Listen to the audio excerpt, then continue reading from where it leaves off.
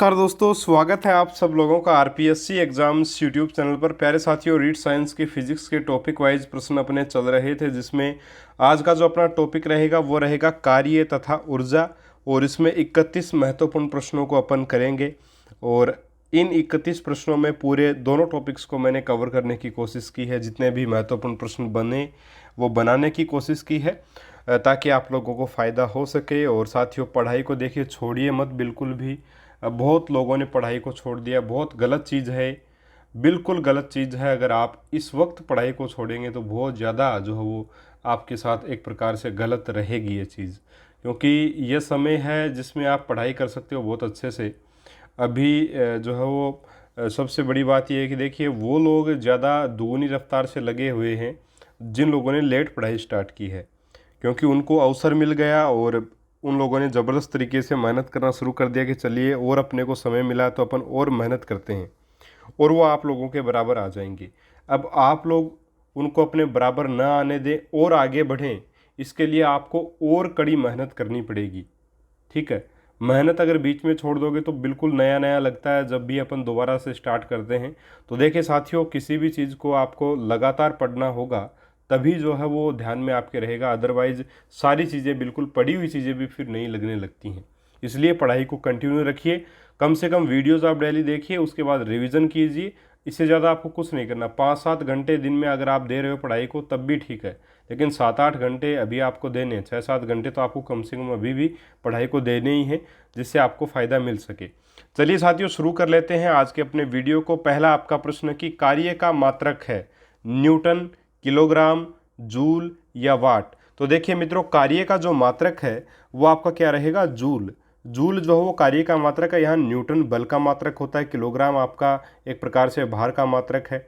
ठीक है, लेकिन जूल जो है वो क्या कार्य का मात्रक यहाँ पे आपका रहेगा।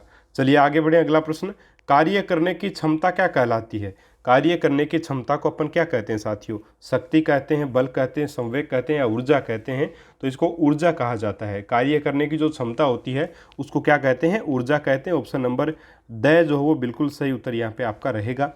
अगला प्रश्न आपका, निम्नांकित में से जीवाश्म ईंधन नहीं है? पेट्रोल, लकड़ी, प्राकृतिक गैस या डीजल। तो देखिए साथियों, जीवाश्म ईंधन कौन सा होता है? यानी कि जो जीवों के अंशों से प्राप्त होता है वो जीवाश्म ईंधन होता है। तो पेट्रोल हुआ, प्राकृतिक गैस हुई, डीजल हुए, ये सारे के सारे जीवाश्म ईंधन हैं आपके, तीनों के तीनों। ठीक है, ये तीनों के तीनों जीवाश्म ईंधन हैं, लेकिन लकड़ी जो है वो जीवाश्म ईंधन नहीं है, इसलिए ब यहाँ पे आपका सही उत्तर रहेगा। चलिए अगला प्रश्न, किस उपकरण में विद्युत ऊर्जा का ध्वनि ऊर्जा में रूपांतरण होता है? तो विद्युत मोटर में ऐसा होता है, विद्युत चुंबक में होता है, विद्युत हीटर में या विद्युत घंटी में। तो देखिए, विद्युत ऊर्जा का किसमें? ध्वनि में। ठीक है, तो विद्युत घंटी रहेगा, ऑप्शन नंबर द। अगला प्रश्न, कार्य के लिए सही नहीं है। एक, यह वस्तु पर लगाए गए विस्थापन पर निर्भर करता है। दो, यह वस्तु पर लगाए गए बल के परिणाम पर निर्भर करता है। तीन, बल की दिशा में बल के घटक पर निर्भर करता है। या चार, इनमें से कोई नहीं। तो देखिए, सही नहीं है ये पूछा है, जो सही नहीं है वो बताना। तो देखिए, पहली बात भी सही, दूसरी भी सही है, तीसरी भी सही बात है, इसलिए ऑप्शन नंबर 4, इनमें से कोई नहीं आपका उत्तर रहेगा। ठीक है, अगला आपका प्रश्न, चाबी वाले खिलौने में चाबी भरने पर संचित ऊर्जा कौन सी होगी? यानी कि चाबी वाला जो खिलौना होता है, जो अपन उसमें देखिए उसको अपन घुमाते जाते हैं, तो उसमें जो ऊर्जा संचित होगी वो कौन सी ऊर्जा संचित होगी? वो आपकी देखिए स्थितिज ऊर्जा संचित होगी, गतिज नहीं होगी, यांत्रिक नहीं होगी। स्थितिज ऊर्जा, यांत्रिक ऊर्जा के दो प्रकार हैं, एक तो स्थितिज और एक गतिज ऊर्जा। ठीक है, लेकिन यहाँ पे साथियों अपन देखें तो स्थितिज ऊर्जा जो है वो आपकी क्या होगी? इसमें होगी। ठीक है, संरक्षित होगी। ऑप्शन नंबर 2 जो है वो बिल्कुल सही होगा। अगला प्रश्न, निम्न में से ऊर्जा का गैर परंपरागत स्रोत नहीं है? महासागरीय ऊर्जा, जैव ऊर्जा, जीवाश्म ईंधन या गोबर गैस। तो गैर परंपरागत स्रोत नहीं है, यह आपको बताना है। तो निश्चित रूप से इसका उत्तर क्या हो जाएगा? जीवाश्म ईंधन जो है वो आपका गैर परंपरागत स्रोत साथियों नहीं है। ठीक है, बाकी महासागरीय ऊर्जा, जैव ऊर्जा, गोबर गैस ये आपके गैर परंपरागतीय स्रोत रहेंगे। बाकी जीवाश्म ईंधन आपका गैर परंपरागतीय स्रोत नहीं है, बल्कि एक परंपरागत स्रोत है। ठीक है, चलिए आगे बढ़ें। अगला आपका प्रश्न है कि कॉलम ए तथा कॉलम बी सम्मिलित कीजिए। देखिए कॉलम ए में लिखा है ऊर्जा रूपांतरण, कॉलम बी में लिखा है उपकरण। अब यहाँ देखिए विद्युत ऊर्जा से ध्वनि ऊर्जा, ये रूपांतरण कौन करता है? निश्चित रूप से विद्युत ऊर्जा को ध्वनि ऊर्जा में स्पीकर बदलता है, तो पहले में तो दय आएगा। दूसरा क्या है? दूसरा देखिए विद्युत ऊर्जा में से ऊष्मा ऊर्जा, तो विद्युत ऊर्जा से ऊष्मा ऊर्जा, यहाँ पे विद्युत हीटर है देखिए, तो 2 में आ जाएगा स। और 3 में देखिए क्या है? यांत्रिक ऊर्जा से विद्युत ऊर्जा, यांत्रिक ऊर्जा को विद्युत ऊर्जा में कौन बदलता है? तो ये बदलता है डायनमो यानी कि जनित्र, यानी कि 3 में ब आ जाएगा। और 4 में देखिए क्या है? प्रकाश ऊर्जा से विद्युत ऊर्जा, तो वो आपका प्रकाश ऊर्जा से जो विद्युत ऊर्जा में बदलता है वो आपका सोलर सेल होता है, यानी ए आ जाएगा। तो द स ब और ए, तो द स ब और ए, ऑप्शन नंबर 4 यहाँ पे आपका बिल्कुल सही उत्तर इसका रहेगा। ठीक है, चलिए आगे बढ़े। अगला प्रश्न, 1 जूल ऊर्जा किसके बराबर होती है? 1 जूल ऊर्जा किसके बराबर है? 10 की घात 7 अर्ग के, 3 गुणा 10 की घात 6 अर्ग के, 10 की घात 7 न्यूटन इंटू मीटर के, या 1 अर्ग के बराबर। तो देखिए 1 जूल ऊर्जा जो है साथियों वो 10 की घात 7 अर्ग के बराबर होती है। मोस्ट है प्रश्न, याद रखिएगा, इस प्रश्न को आ सकता है कि 1 जूल किसके बराबर है? 1 जूल ऊर्जा बराबर होती है 10 की घात 7 अर्ग। ठीक है, चलिए आगे बढ़े। अगला प्रश्न आपका, निम्न में से ऊर्जा का व्यावसायिक मात्रक क्या है? किलोवाट घंटा, सब लोग जानते हैं यही इसका जो वो व्यावसायिक मात्रक है, तो किलोवाट घंटा ही इसका उत्तर हो जाएगा। अगला प्रश्न, निम्न में से गतिज ऊर्जा के संदर्भ में असत्य कथन है? 1 किसी वस्तु की गतिज ऊर्जा उसकी चाल के साथ बढ़ती है। दूसरा, गतिज ऊर्जा सदैव धनात्मक व अदिश राशि है। तीसरा, गतिज ऊर्जा स्थिर वस्तु को गतिशील करने में किए गए कुल कार्य के बराबर है। और 4 है, स्वतंत्रता पूर्वक गिरती हुई वस्तु की गतिज ऊर्जा घटती है। तो देखिए असत्य कथन बताना है, तो असत्य अपन बता देंगे यहाँ पे आराम से। स्वतंत्रता पूर्वक अगर कोई वस्तु नीचे गिर रही है तो निश्चित रूप से जैसे जैसे नीचे आती जाएगी उसकी गतिज ऊर्जा जो है, जो उसकी गतिज ऊर्जा है उसका मान क्या हो जाएगा साथियों? बढ़ता जाएगा। गतिज ऊर्जा का मान बढ़ेगा और स्थितिज जो ऊर्जा होगी उसका मान क्या हो जाएगा? जैसे जैसे वस्तु स्वतंत्रता पूर्वक नीचे गिरेगी स्थितिज ऊर्जा का मान तो घटेगा और गतिज का मान बढ़ेगा। यहाँ दे रखा है गतिज ऊर्जा घटती है, ये गलत है, इसलिए ऑप्शन नंबर 4 इस प्रश्न का सही उत्तर हो जाएगा। अगला प्रश्न, पृथ्वी तल की ओर स्वतंत्रता पूर्वक गिरती हुई वस्तु की कुल ऊर्जा का मान घट जाता है, बढ़ जाता है, स्थिर रहता है या शून्य हो जाता है? तो निश्चित इस प्रश्न का उत्तर क्या हो जाएगा? यहाँ पे आपका हो जाएगा ऑप्शन नंबर 3 स्थिर रहता है। देखिए सिस्टम क्या होता है साथियों कि मान लीजिए एक यहाँ पे ये अपन हाइट मान सकते हैं, मान लीजिए h ऊंचाई है, इस h ऊंचाई से यहाँ से एक पत्थर जो है वो इस प्रकार का पत्थर ये अपन ने यहाँ से छोड़ा। अब देखिए इस समय इसमें क्या थी? स्थितिज ऊर्जा जो वो इस स्थितिज ऊर्जा इस स्थिति में क्या थी? अधिकतम थी इसमें पत्थर में। ठीक है, और गतिज ऊर्जा यहाँ पे क्या थी आपकी? गतिज ऊर्जा एक प्रकार से क्या थी? बिल्कुल शून्य थी। ठीक है, तो कुल ऊर्जा किसके बराबर है? यहाँ पर स्थितिज ऊर्जा के बराबर है। अब स्वतंत्रता पूर्वक अपने नीचे इसको गिराना स्टार्ट कर दिया तो क्या होगा? स्थितिज जो ऊर्जा है वो तो साथियों क्या हो जाएगी? वो तो आपकी कम होने लग जाएगी। स्थितिज ऊर्जा जिस अनुपात में कम होगी उसी अनुपात में गतिज ऊर्जा का मान बढ़ने लगता है। यानी कि जो कुल ऊर्जा रहेगी वो ऊर्जा हमेशा क्या रहेगी? संरक्षित रहेगी। और नीचे आएगा तो स्थितिज ऊर्जा के मान में और कमी आ जाएगी। ठीक है, स्थितिज ऊर्जा के मान में और कमी आ गई और गतिज ऊर्जा के मान में जो है और क्या हो जाएगा? वृद्धि हो जाएगी, और भी वृद्धि हो गई गतिज ऊर्जा के मान में। और लास्ट में जब पृथ्वी पर वस्तु पहुंचती है तो इसकी स्थितिज ऊर्जा जब ये पहुंचने वाली होती है, पहुंचती नहीं है, जब पहुंचने वाली होती है तब स्थितिज ऊर्जा का जो मान है साथियों वो तो बिल्कुल कम हो जाएगा, आपका बहुत ज़्यादा कम हो जाएगा, लगभग 0 हो जाएगा। और गतिज ऊर्जा का मान अधिकतम यहाँ पे हो जाता है। तो इस प्रकार से मित्रों यानी कि जो कुल ऊर्जा है वो हमेशा संरक्षित रहती है, स्थितिज ऊर्जा और गतिज ऊर्जा दोनों के योग के रूप में। तो कुल ऊर्जा हमेशा संरक्षित रहेगी। तो ऑप्शन नंबर 3 इस प्रश्न का सही उत्तर इसलिए रहा। चलिए आगे बढ़ें। अगला प्रश्न, यदि किसी वस्तु का द्रव्यमान आधा व वेग दुगुना कर दिया जाए तो उस वस्तु की गतिज ऊर्जा पहले की अपेक्षा कितनी होगी? दुगुनी हो जाएगी, आधी हो जाएगी, 8 गुनी हो जाएगी, या 4 गुनी हो जाएगी, तो इसका उत्तर जो रहेगा वो हो जाएगा आपका दुगुना।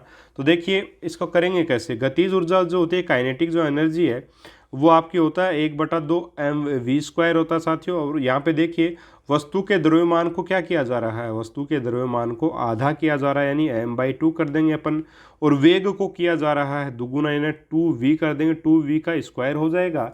तो अब देखिए यहाँ क्या बना, 1/2 गुणा m/2 गुणा 2 दूनी 4 और v²। अब देखिए 2 दूनी 4, 2 से 2 कट गया, क्या बन गया mv², यानी कि k का मान mv² हो गया। पहले ये 1/2 mv² था, अभी ये कितना हो रहा है, डबल हो रहा है सीधा सीधा, तो डबल यानी दुगुना हो जाएगा। ऑप्शन नंबर 1 यहाँ पे आपका सही उत्तर प्यारे साथियों रहेगा। चलिए आगे बढ़े, अगला प्रश्न, निम्न में से कौन सा उदाहरण स्थितिज ऊर्जा का नहीं है। 1 घड़ी की चाबी भरने पर उसमें संचित ऊर्जा, तो निश्चित रूप से स्थितिज ऊर्जा का ही एग्जाम्पल है। तो दूसरा, धनुष की डोरी खींचने पर उसमें संचित ऊर्जा, जैसे मान लीजिए धनुष आपका, मान लीजिए ये आपका धनुष है, इस प्रकार का एक धनुष आप मान सकते हैं, और इस धनुष में मान लीजिए पहले ये डोरी इस स्थिति में थी, अभी अपन ने क्या किया, इस डोरी को अपन ने खींच लिया पीछे की तरफ इस प्रकार से। तो ये जो अब जो ऊर्जा रहेगी साथियों, इस डोरी में जो ऊर्जा है खींचने के बाद, ये ऊर्जा क्या कहलाएगी, इसमें जो ऊर्जा होगी वो स्थितिज ऊर्जा होगी। बिल्कुल सही बात है।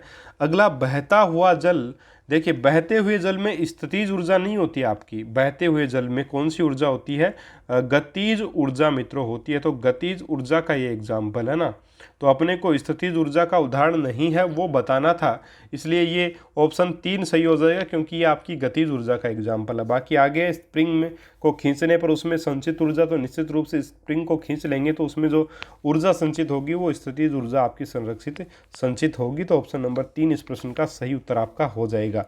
ठीक है, अगला आपका प्रश्न देखें, प्रश्न नंबर 15 है कि स्थितिज ऊर्जा के संदर्भ में सही कथन है। 1, स्थितिज ऊर्जा ऋणात्मक या धनात्मक हो सकती है। 3, स्थितिज ऊर्जा की अभिधारणा केवल संरक्षण बलों के लिए ही परिभाषित होती है। 3, स्थितिज ऊर्जा संपूर्ण निकाय का अभिलाक्षणिक है। और 4, उपरोक्त सभी। तो सही कथन पूछा है तो सारी बातें देखिए बिल्कुल ठीक हैं, स्थितिज ऊर्जा के लिए सारी बातें बिल्कुल ठीक हैं। जो आपको मैंने पढ़ाया था बहुत अच्छे से इन चीज़ों को बताया था। ऑप्शन नंबर 4 यहाँ पे आपका सही उत्तर रहेगा। अगला प्रश्न, यदि यांत्रिक ऊर्जा शून्य हो तो गतिज ऊर्जा व स्थितिज ऊर्जा होगी शून्य, गतिज ऊर्जा ऋणात्मक होगी, गतिज ऊर्जा व स्थितिज ऊर्जा दोनों ऋणात्मक होंगी। 4, गतिज ऊर्जा धनात्मक व स्थितिज ऊर्जा ऋणात्मक हो सकती है। तो देखिए मित्रों, यहाँ पे जो आपका सही कथन रहेगा वो रहेगा ऑप्शन नंबर 4, क्योंकि देखिए स्थितिज ऊर्जा जो है वो तो अभी अभी अपन ने देखा वो ऋणात्मक भी हो सकती है और धनात्मक भी हो सकती है, लेकिन गतिज ऊर्जा जो होती है वो सदैव क्या होगी, आपकी धनात्मक होती है। अब देखिए यांत्रिक ऊर्जा, कुल जो ऊर्जा है वो मान लीजिए आपकी क्या दे रखी है, 0 दे रखी है, शून्य दे रखी है। इसका मतलब ये थोड़ी है कि दोनों ऊर्जाएं जो वो शून्य हैं, हो सकता है दोनों ऊर्जा जो वो शून्य हो सकती हैं, ठीक है। लेकिन जो एक प्रकार से सही जो स्थिति अपन सही ऑप्शन को अगर चुने तो वो ज़्यादा सही कौन सा रहेगा कि गतिज ऊर्जा अगर धनात्मक हो और उतना ही मान स्थितिज ऊर्जा का ऋणात्मक में हो तो भी मान क्या आ जाएगा, शून्य आ जाएगा यांत्रिक ऊर्जा को जोड़ने पर। तो ऑप्शन नंबर 4 इस प्रश्न का सही उत्तर आपका रहेगा। ठीक है, चलिए आगे बढ़े। अगला आपका प्रश्न, सरल आवर्त गति करता हुआ प्रत्येक पिंड एक यांत्रिक ऊर्जा संरक्षण के नियम का पालन करता है। 2, यांत्रिक ऊर्जा संरक्षण के नियम का पालन नहीं करता। 3, ऊर्जा से संबंधित नहीं होते हैं। और 4, उपरोक्त में से कोई नहीं। तो देखिए सरल आवर्त गति करता हुआ प्रत्येक पिंड जो वो यांत्रिक ऊर्जा संरक्षण के नियम का पालन करता है। यांत्रिक ऊर्जा संरक्षण का मतलब है गतिज ऊर्जा प्लस स्थितिज ऊर्जा का जो मान आता है वो हमेशा बराबर रहेगा। कभी तो स्थितिज ऊर्जा कम हो जाएगी तो गतिज ऊर्जा बढ़ जाएगी, और गतिज ऊर्जा जिस अनुपात में बढ़ती है उसी अनुपात में फिर स्थितिज ऊर्जा कम हो जाएगी, या जिस अनुपात में स्थितिज ऊर्जा बढ़ती है उसी अनुपात में गतिज ऊर्जा कम हो जाती है। तो मान सदैव जो है वो बराबर बना रहता है। ठीक है, सदैव मान बराबर बना रहेगा। तो ऑप्शन 1 जो वो सही रहेगा। अगला प्रश्न, एक विद्यार्थी 3 किलोग्राम द्रव्यमान की वस्तु को, एक जो विद्यार्थी है वो 3 किलोग्राम द्रव्यमान की वस्तु को पृथ्वी की सतह से उठाकर 50 सेंटीमीटर ऊंचे टेबल पर रखता है, वस्तु में निहित स्थितिज ऊर्जा होगी। गुरुत्वीय त्वरण जी बराबर दे रखा है 10 मीटर प्रति सेकंड आपको लेना है। तो देखिए वैसे तो 9.8 होता है, लेकिन अपने को अगर एग्ज़ाम में दिया हुआ हो तो अपन वही लेंगे, ठीक है। तो अब देखिए यहाँ पे mgh का मान अब निकालना है अपने को, सीधी सी बात है।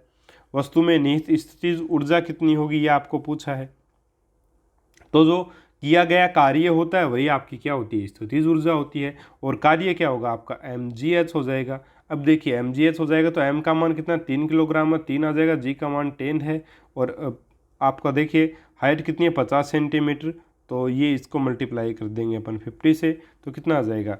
देखिए यहाँ पे मीटर में आप लेना अपने को ना, तो ये 50 सेंटीमीटर दे रखा है, इसलिए देखिए अपन जानते हैं कि जो आपका 1 मीटर होता है उसमें कितने सेंटीमीटर आपके होते हैं, 100 सेंटीमीटर होते हैं, ठीक है।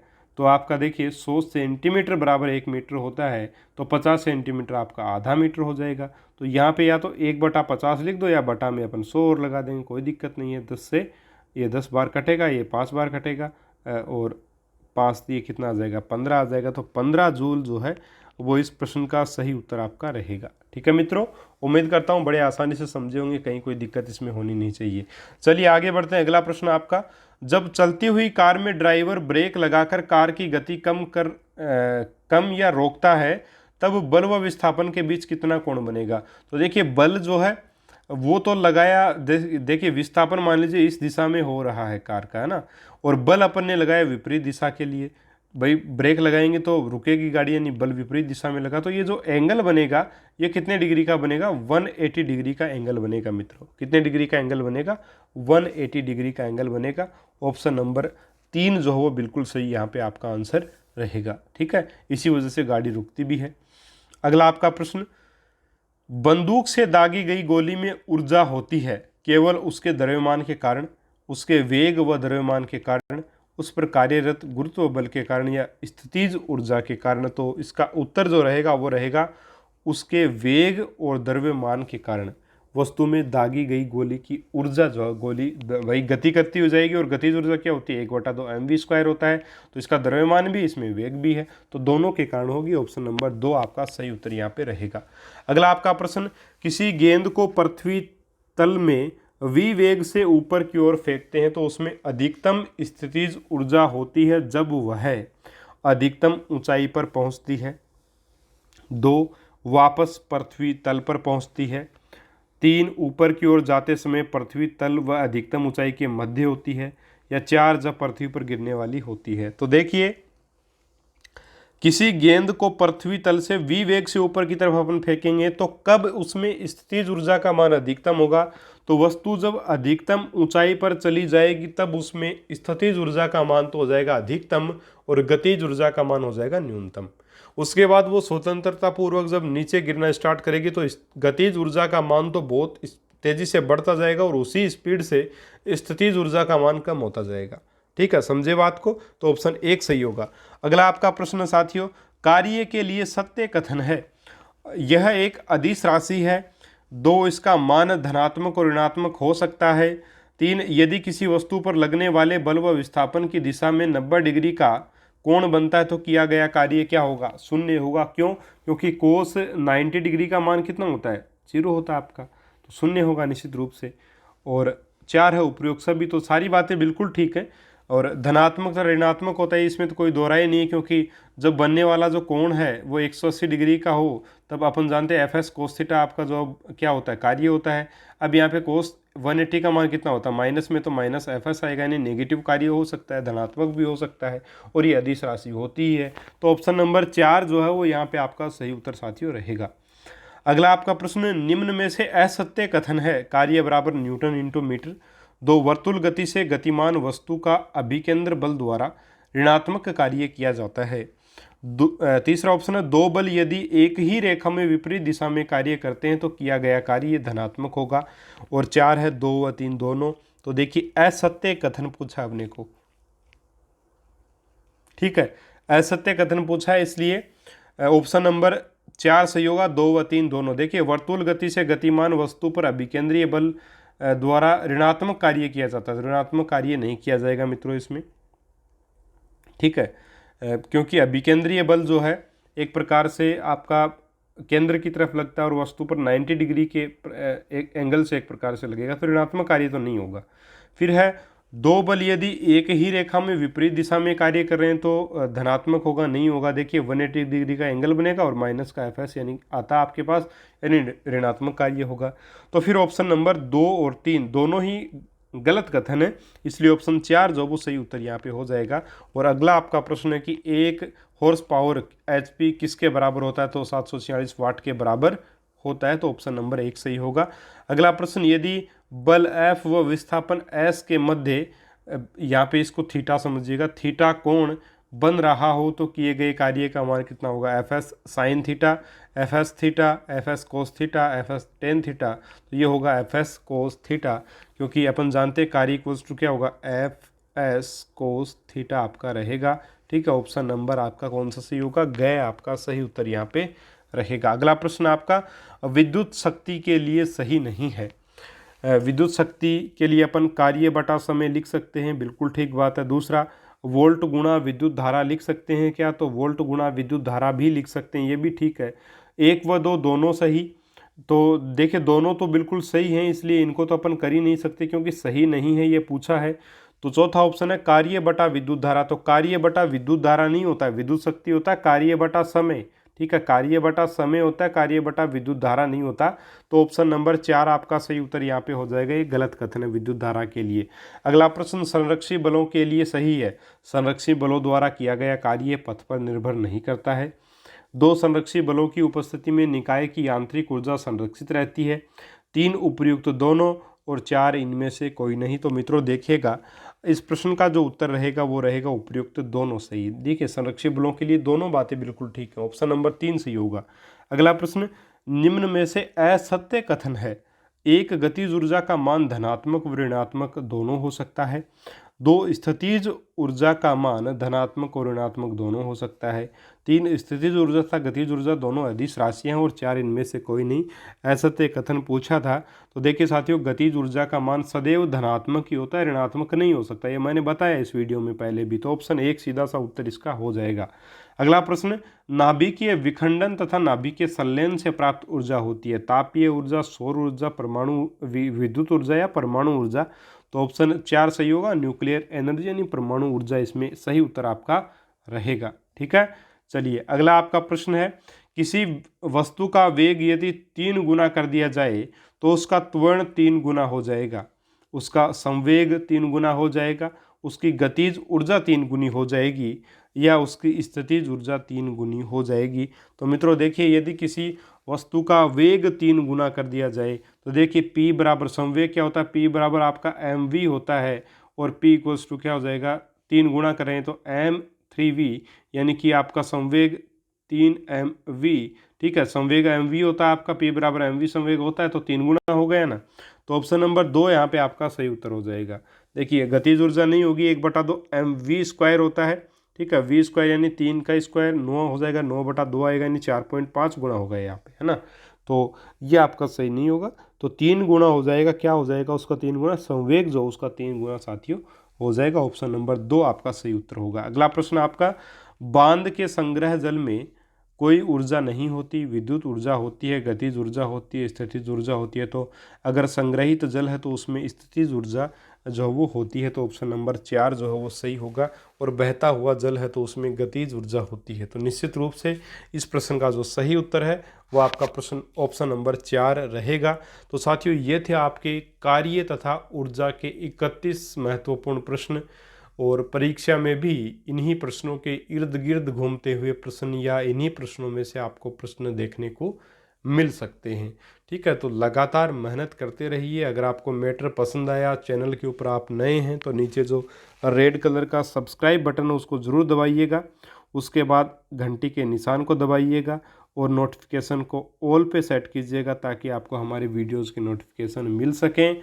और मिलेंगे साथियों अपन अगले वीडियो में एक और शानदार मॉडल पेपर के साथ, एक और टॉपिक के मॉडल पेपर के साथ। और साथियों मैं आपको बताना चाहूँ कि अगला जो अपना जो टॉपिक रहेगा वो टॉपिक मैं आपको बताऊं तो वो टॉपिक रहेगा आपका प्रकाश। प्रकाश जो है उसमें लगभग 50-60 प्रश्न मैंने तैयार कर रखे हैं। तो प्रकाश के टॉपिक में साथियों अपन कल के वीडियो में दो तीन पार्ट्स में इसको अपन कंप्लीट करेंगे, 2 पार्ट्स में। तो प्रकाश के टॉपिक का भाग 1 कल आएगा, इसको तैयार कर लेना आप लोग। प्रकाश का टॉपिक अपन कल करेंगे, ठीक है। मिलेंगे साथियों अपन अगले वीडियो में कल प्रकाश के महत्वपूर्ण प्रश्नों के साथ। तब तक के लिए नमस्कार, जय हिंद, जय भारत, राम राम।